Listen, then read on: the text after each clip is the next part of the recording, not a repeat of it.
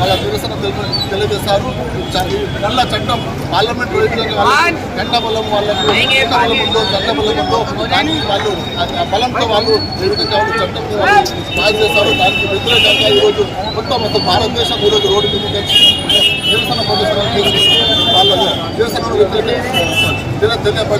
తెలియజేస్తున్నారు. అదేవిధంగా రాబోయే రోజుల్లో ఈ నల్ల చట్టము విడ్రా చేసేంత వరకు ఈ మైనార్టీలు అందరూ సోదరులు రాత్రి పగలు కాకుండా ఈ చట్టానికి వ్యతిరేకంగా దేశవ్యాప్తంగా ఆందోళన చేస్తారని ఈరోజు హెచ్చరిస్తున్నారు.